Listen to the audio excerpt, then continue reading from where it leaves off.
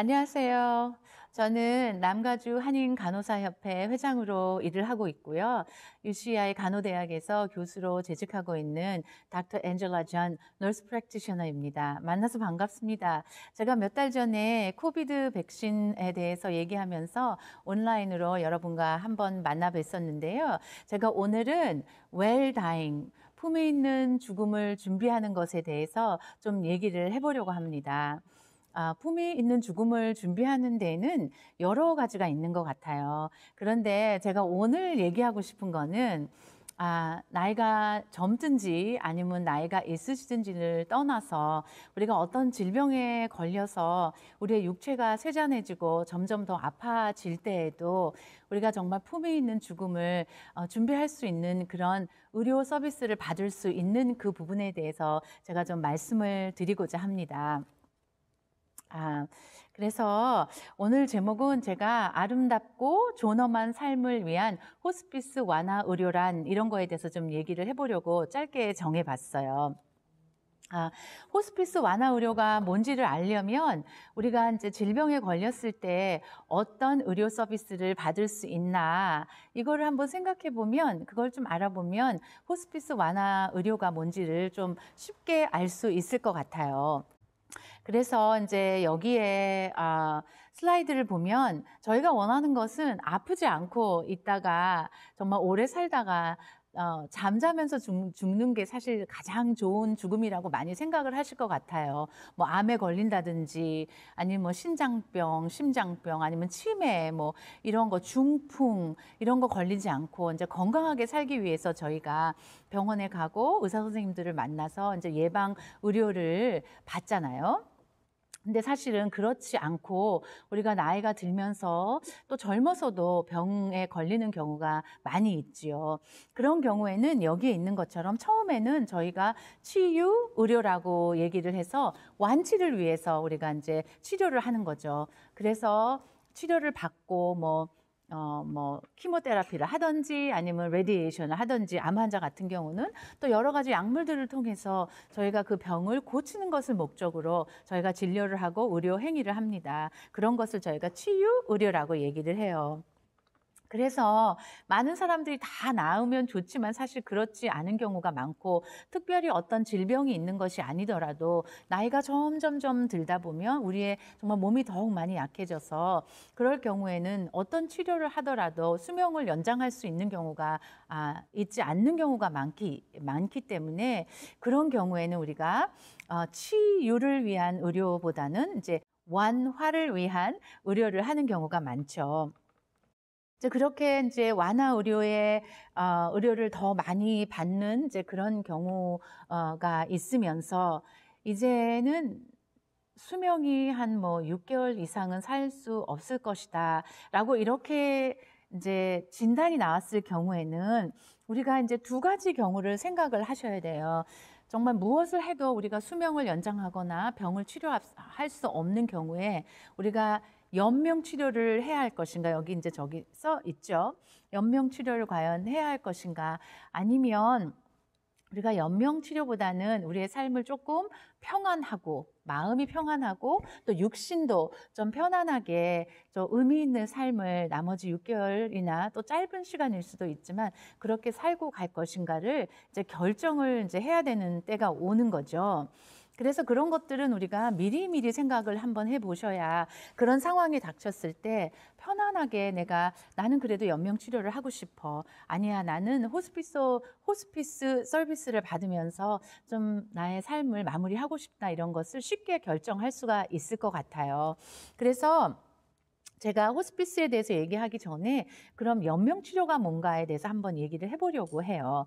연명치료는 이제 나의 삶이 6개월 이상을 살 수 없고 더 짧은 시간을 살게 될 때쯤 되면 우리의 육체가 참 많이 쇠잔하잖아요. 그러다 보면 숨을 쉬기가 힘들게 되고 그렇게 돼서 이제 숨을 쉬는데 도움을 받아야 되는 경우가 생기죠. 그래서 이제 왼쪽에 있는 그런 그림은 처음에는 우리가 인공호흡기를 입에다 넣습니다. 입에다 넣어서 이제 폐로 이렇게 내려가는 거죠. 그런데 그렇게 호흡기를 낄 경우에는 많이 끼고 있어야 2주밖에 낄 수가 없어요. 그런 2주가 넘고 나서도 인공호흡기를 껴야 되는 경우에 있어서는 그거를 빼기 전에죠. 목에다가 인공호흡기를 박습니다. 그런데 목에다 인공호흡기를 박아서 폐에 이제 내려가게 만들면 오른쪽에 있는 그림이에요. 그러면 말을 못하게 되죠. 이게 폐 기도에 들어가 있으니까 그런 인공호흡기를 끼는 것이 그것이 연명 치료 중에 하나고요. 그리고 또 투석이라는 게 있어요. 투석은 뭐냐면 물론 고혈압이 있다거나 신장이 망가져서 투석을 하는 경우도 있죠. 젊은 사람도 그럴 수 있어요. 그럴 땐 당연히 해야 되겠죠.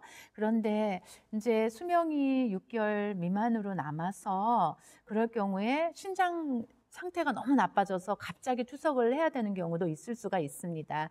그런데 과연 그럴 때에도 이렇게 신장 투석을 해서 병원에서 또 외래 치료로 막 3번씩 이렇게 가야 되는 것을 과연 할 것인가? 근데 그렇게 하는 경우도 그거는 연명 치료로 들어가게 되어 있죠. 그 다음에 또 하나 생각을 해보는 게 영양급식관이에요. 사실 들어보셨을 수도 있을 것 같은데 누가 아시는 분이 돌아가시기 전에 곡기를 끊고 돌아가셨다 이런 말 들어보셨을 것 같아요.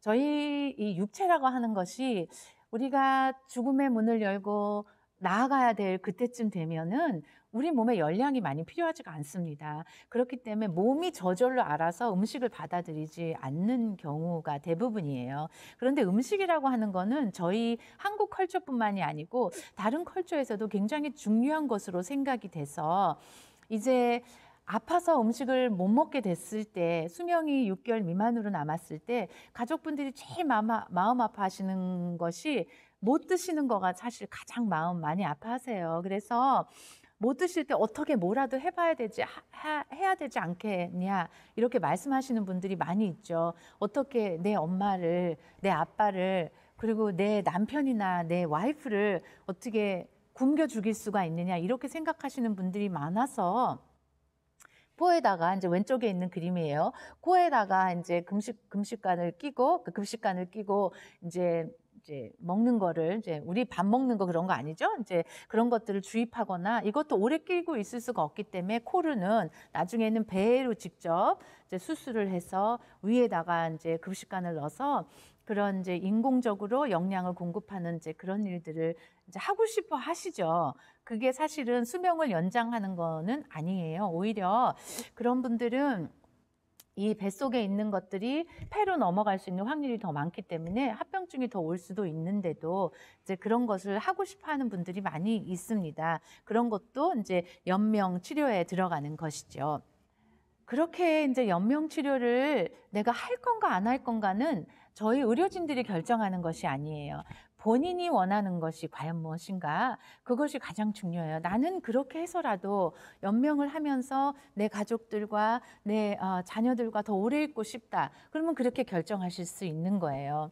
그런데 또 어떠한 분들은 내가 내 나의 남은 시간이 6개월이 안 되는데 이렇게 매번 병원을 가고 또 여기에 호스를 끼고 배에 호스를 끼고 이렇게 사는 게 과연 무슨 의미가 있을까 이렇게 생각하시는 분들도 있을 수가 있어요. 그리고 어쩔 때는 몰라서 당연히 그런 거를 해야 되는 거라고 생각을 하셔서 연명 치료를 하시는 분들이 있는데 그렇지 않고 호스피스 서비스를 받으실 수도 있습니다. 여기에 나와 있는 것처럼.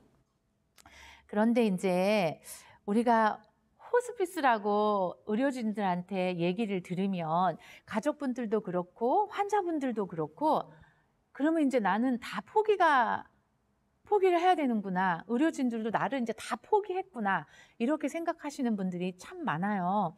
그런데 사실은 호스피스 완화 의료라고 하는 것은 한마디로 얘기를 해본다고 한다면 포기가 아닌 적극적인 치료와 돌봄이다. 이렇게 얘기할 수가 있어요.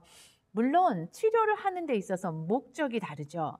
호스피스를 하지 않는 경우에 처음에 아프기 시작했을 경우에는 완치를 목적으로 적극적인 치료를 하는 거고 그리고 수명이 한 6개월 미만으로 남았을 때는 뭐 호흡기를 낀다든지 투석을 한다든지 이런 것들은 수명을 연장하는 것이 아니라 그냥 하루하루를 연명하는, 그게 수명을 연장할지 안 할지, 사실은 수명을 더 단축시킬 수도 있는데 그냥 하루하루를 연명하는 치료를 하는 거고, 호스피스 완화 치료의 적극적인 치료는 정말 남은 시간을 평안하게, 마음이 평안하게, 육체도 또 편안하게 좀 할 수 있도록 적극적인 치료를 하고 돌봄을 하는 것이다 라고 생각하시면 좋을 것 같아요.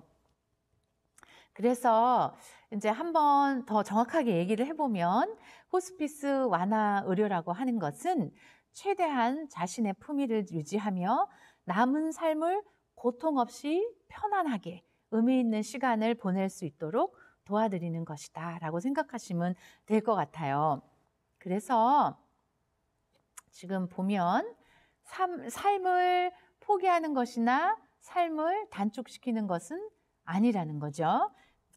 그것보다는 한 분의 의료진이 아니라 각 분야의 전문가들이 다 오셔서 도움을 주시면서 아프신 환자뿐만이 아니고 또 그 가족들을 다 전반적으로 돌보고 지지하는 서비스다라고 생각하시면 되겠어요. 그러면 각 전문가들이 누가 있을까요? 호스피스 의료진들의 구성을 보면 여기에 있는 것처럼 의사 선생님들, 치료 계획을 세우고 통증뿐만이 아니라 다른 증상이 나타날 수 있던 거를 관리하시는 분들, 그리고 또 그 같이 일하시면서 간호사분들은 또 매번 자주 오셔서 신체적인 간호와 또 정서적인 지지를 해주시고, 또 뭐 기독교인이냐 아니면 불교이냐 이런 분들의 종교적인 거에 따라서 뭐 목사님이 오신다든지 천주교면 신부님이 오신다든지 스님이 또 방문을 하는, 그런 방문을 해서 정서적인 지지를 해주시고 또 상담을 해주시고, 또 자원봉사자분들도 있습니다. 그분들도 오셔서 또 필요한 게 있으신가 이렇게 봐주시는 경우도 있고, 또 사회복지사분들도 오셔서 또 그런 가족의 심리적 지지를 도와주는 그런 여러 팀들이 모여서 자주 이분들이 자주 모이십니다. 자주 모여서 환자분들에 대해서 얘기하고 또 어떤 거를 도와드려야 되는지 또 그런 미팅을 많이 하십니다. 그러면 호스피스의 의료 서비스는 무엇을 받을 수 있을까요? 여기에 있는 것처럼 암 환자들은 이제 암이 진행될수록 통증이 사실 가장 큰 문제고, 또 다른 질병이 있으신 분들은 뭐 숨차고 또 여러 가지 다른 데도 아프고 뭐 그런 증상들이 많이 있을 수 있습니다. 그래서 보면 호흡곤란, 구토, 변비 심하신 경우도 굉장히 많이 있어요. 통증, 선망, 막 컨퓨즈 된 거죠. 의식이 막 왔다 갔다 하시는 그런 증상들이 많이 나타날 수 있는데, 이제 그런 것들을 어떻게 관리하는 그런 서비스를 저희들이 하고 있죠. 그리고 사실 저희들은 보면 이분이 한 하루 이틀이시면 이제 돌아가시겠다. 이제 이 세상의 모든 것들을 내려놓고 이제 죽음의 문을 열고 나가시겠구나. 이제 그런 걸 저희가 알 수가 있어요. 그런 경우에는 이제 간호사분들이나 사회복지사분들 이런 분들이 이제 뭐 일주일에 두세 번씩 이렇게 오시는 것이 아니라 이제 LVN들이시죠. 이제 간호사분들이 오셔서 24시간씩 봐주시는 임종간호를 하는 경우도 있습니다. 또 그것뿐만이 아니고 많이 아프시다 보면 저희들이 집에서 쓰는 침대 같은 거는 올라갔다 내려갔다가 잘 안 하고 움직이기가 힘들잖아요. 이제 그런 것들은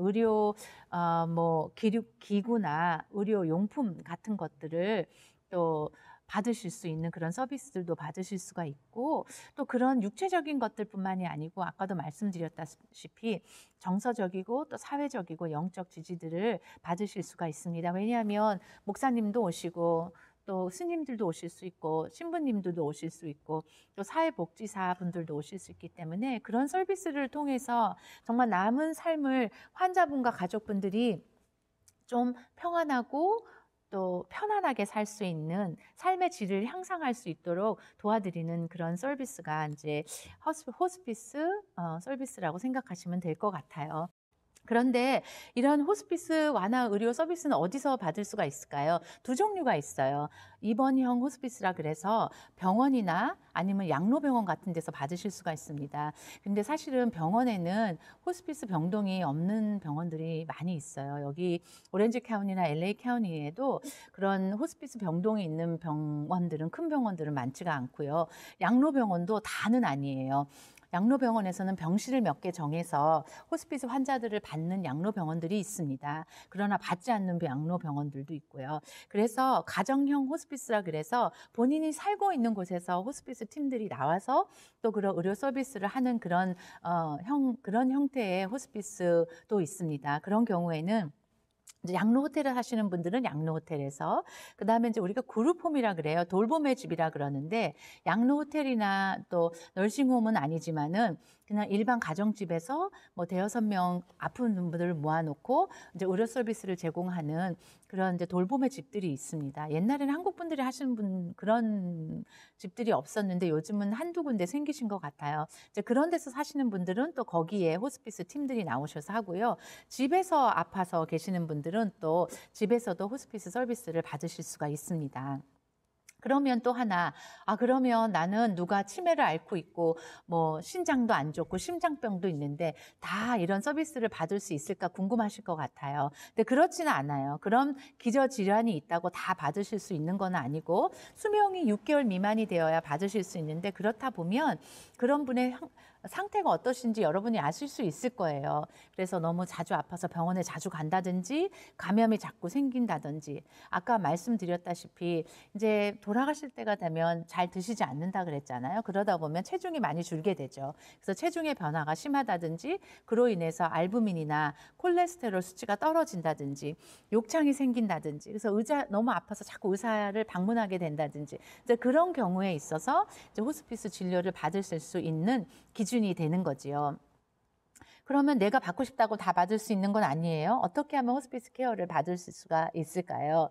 그거는 이제 병원에서 아프신 경우에는 이제 병원에서 치료하시던 의사 선생님이나 또 널스 프랙티셔너들, 그다음에 피지션 어시스턴트 같은 의료진들이 이분은 이제 사실 수명이 6개월이 안 되실 것 같습니다라고 진단이 나왔을 때에 받으실 수가 있어요. 그래서 한 번 진단을 받으면 그런 호스피스 서비스를 3개월까지 받으실 수 있습니다. 이제 그러고 나면 이제 의사 선생님이 다시 나오셔서 환자분을 다시 보셔야 돼요. 그렇게 보셔서 이분이 여전히 한 6개월은 못 사실 것 같고 상태가 점점 나빠지고 계십니다라는 것을 증명을 해야 또 다시 2개월 동안 의료 서비스를 받을 수 있습니다. 그래서 이제 호스피스 의료 서비스를 받을 수 있다라고 이제 오더가 나오게 되면 그 다음에 단계가 뭐냐면 저희가 연락을 하죠. 호스피스 그 회사분들께. 그러면 그분들이 나오셔서 그때서야 이제 결정을 하는 거예요. 저희들이 의료진이 호스피스 진료를 받을 수 있다라고 얘기를 해도 호스피스 회사에서 그분들이 나오셔서 환자의 상태를 보고 이분은 호스피스를 받으실 수 있습니다라고 결정이 되어야 그때부터 이제 소셜 워커도 사회복지사도 나오시고 간호사분들도 나오시고 또 이제 목사님이나 스님들이나 이런 분들이 나오셔서 이제 방문을 시작하게 되는 것이지요. 그 다음에 또 가장 궁금해 하실 것이 비용 부담이 어떻게 되나 궁금해 하실 것 같아요. 이제 본인이 메디케어나 메디칼이 있으시면 다 되시고요. 그 다음에 이제 베테랑스, 가는 이제 군인들 보험이 있으신 경우, 그 다음에 프라이빗 인슈런스도 본인이 산 인슈런스에도 호스피스의 부를 커버하는 경우가 많이 있습니다. 그런데 중요한 건 뭐냐면 이제 평생 되는 게 아니에요. 왜냐하면 6개월이면 돌아가실 거라고 생각하시는 경우가 있기 때문에 그래도 이제 조금 더 연장이 돼서 뭐 18개월 정도까지는 하실 수도 있지만 아주 오랫동안 커버가 되지 않는다는 것을 잘 알고 계셔야 됩니다. 근데 중요한 거는 어떤 호스피스를 고르냐가 참 중요해요. 왜냐하면 제가 여태까지 말씀드렸다시피 정말 나머지의 삶을 평안하고 의미 있는 삶을 살도록 도와드린다고 했는데 실제로 호스피스 회사에서 나오시는 간호사분들, 사회복지사분들, 스님들, 또 의사분들, 뭐 목사님들 이런 분들이 어떤 분인가에 따라서 그 나머지 삶을 의미 있게 보낼 수 있는 확률이 높아집니다. 사실 보면 호스피스 했는데 나는 정말 호스피스 호스피스는 다시 안 하고 너무 후회해. 이렇게 하시는 분들도 있어요. 왜냐하면 거기서 나오시는 간호사분들이 호스피스에 대해서 잘 모르시면서 그냥 일로 나오시는 분들도 많고 사회복지사분들도 마찬가지십니다. 그렇기 때문에 그 호스피스 회사를 잘 고르셔야 하는 게 중요해요. 물론 병원에서 호스피스를 하기로 결정하셨을 경우에는 병원에서는 호스피스 다른 세 개를 소개시켜 줄 의무가 있습니다. 그리고 내가 결정하는 거예요. 그렇기 때문에 여러분들에게 알아보는 것이 참 중요하고 본인이 제가 여기에 있는 지금 그런 웹사이트에 가셔서 알아보시는 것이 중요합니다. 그래서 좋은 호스피스를 고르셔야 남은 인생을 조금 의미 있게, 그리고 의사분들이나 간호사분들이나 사회복지사분들하고 좋은 관계를 맺으면서 가족분들과 또 좋은 관계를 맺으면서 그 나머지 인생을 마무리하실 수 있게 되는 것이지요. 그래서 제가 여러 가지 말씀을 드렸어요. 그런데 다른 건 다 잊어버리셔도 좋아요. 그런데 이거 하나만 기억해 주셨으면 좋겠어요. 호스피스 완화 의료라고 하는 것은 정말 포기가 아니고 적극적인 치료와 돌봄이다. 환자분들과 가족분을 위한 적극적인 치료 그리고 돌봄이라고 생각하시면 될 것 같아요. 그래서 정말 제가 이렇게 많이 말씀을 드렸는데 웰다잉이라고 하는 거는 갑자기 할 수 있는 게 아니에요. 내가 정말 나 6개월밖에 안 남았습니다라고 말을 들었을 때 할 수 있는 게 웰다잉을 할 수 있는 게 아닙니다. 그렇기 때문에 지금부터 건강하실 때부터 내가 어떤 삶을 살았는데 이제 마지막 내가 6개월 남은 시간이 됐을 때 어떻게 죽고 싶은가를 지금부터 준비하셔야 웰다잉이 될 수 있다는 거를 제가 말씀을 드렸습니다. 제가 준비한 건 여기까지고요. 너무 감사하고요. 정말 이 교육을 통해서 여러분들이 지금부터 품위 있는 죽음을 잘 준비하셨으면 좋겠습니다. 제가 처음에 말씀드렸다시피 저는 남가주 간호사협회에서 나왔고요. 제 전화번호가 여기 있습니다. 남가주 한인간호사협회 전화인데요. 이런 부분에 대해서 궁금하신 것이 있으면 언제든지 전화 주십시오. 저희 전화번호는 213-434-1019입니다. 감사합니다.